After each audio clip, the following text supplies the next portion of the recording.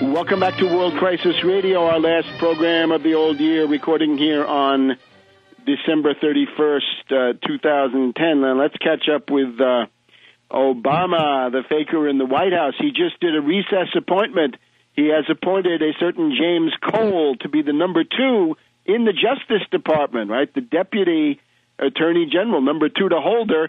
This guy is a former consultant for AIG. He's a finance oligarch, an asset stripper, a Wall Street tool. So don't look for any antitrust or anti-monopoly, anti-derivatives action there.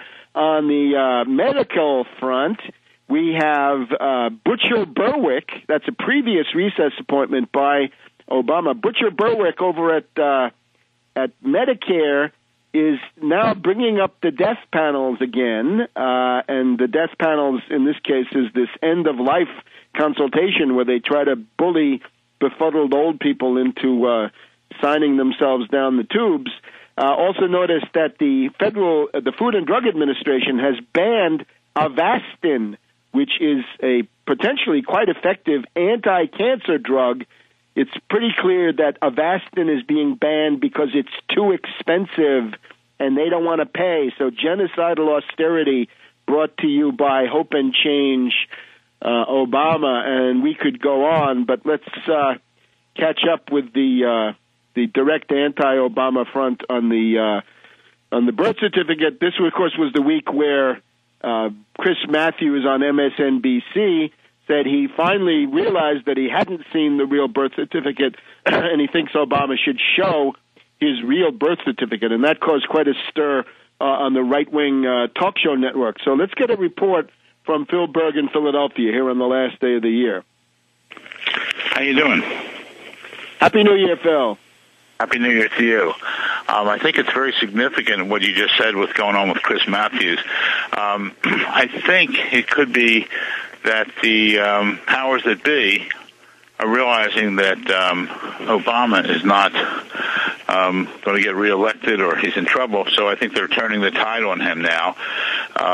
With Chris Matthews asking for the birth certificate, I think, in my opinion, is very significant.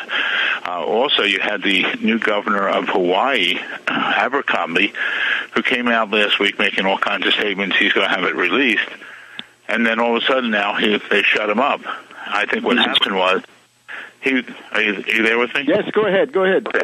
Yeah, I think what happened was that Abercrombie really believed that Obama was born in Hawaii, and he's asking for the release of documents, and then I think the Obama people got to him and said, close your mouth, because he really wasn't born here, and we don't want the records open. So it's going to be very curious if Abercrombie, what he continues to say from this point on, or what he doesn't continue to say.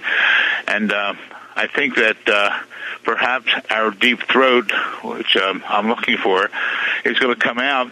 I think they might get to the point of, hey, we had enough of you, because even though Obama did fine on this appointments, and not the appointments, but some of the legislation he got done at the last minute here, overall, people are not happy with him. He's very low in the polls. He keeps dropping in the polls.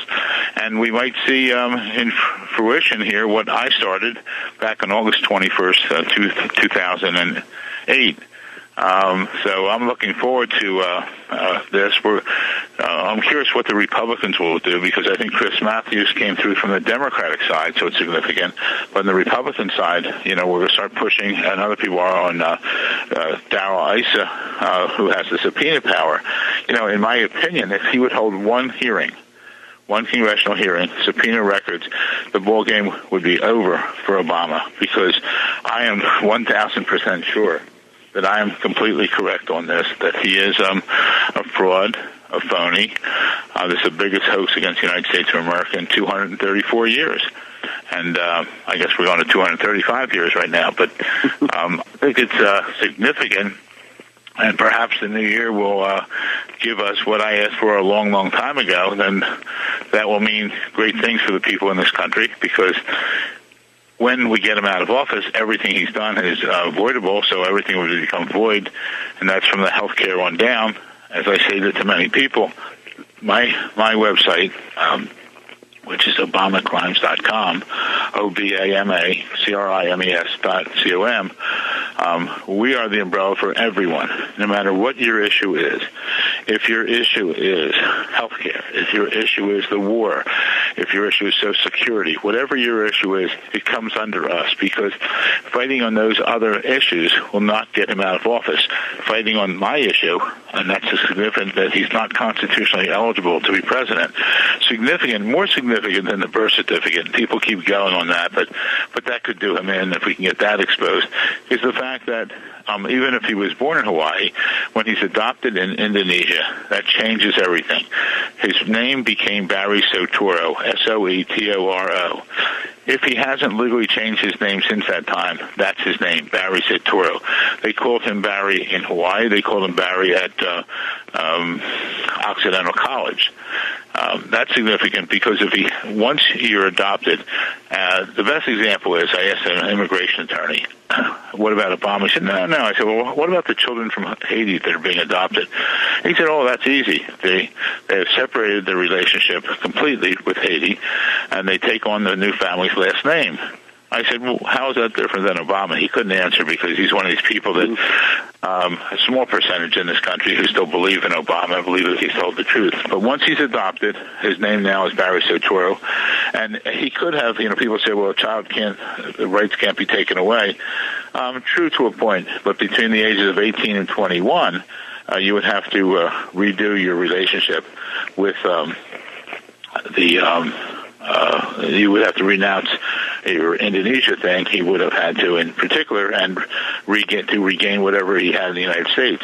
But once he had been adopted there, the only thing he could regain would be naturalized, not natural born. And that's the one case I have still pending, which we're getting ready to go to the U.S. Supreme Court on, and that's the fact that I claim that he's not natural born, he's not naturalized, but he's an illegal alien, and therefore he could not have served as a United States Senator from Illinois for the 6 years, or five and a half years, and therefore the salary and benefits he received, which is about $1 million, should be returned to the U.S. Treasury. That case, significant upon that is most of the cases that have been out in the country, and the few that are still left, have all been on the issue of standing, and the courts have knocked down the standing. But on the claim I have, it comes under the False Claims Act, or QUITAM, Q-U-I-T-A-M, and on that type case has already been up to the U.S. Supreme Court, and they have determined that the person bringing that action, in this case me, has standing. So that's the one. Go on my website, obamacrimes.com, read it, understand it. The fact is, I'm claiming that there's a conflict of interest with Eric Holder, because Eric Holder, if there was ever a conflict of interest, it's Eric Holder, because he was a senior member of Obama's campaign staff, number one. Number two, he was one of three individuals selected by Obama to select the vice president who selected Biden.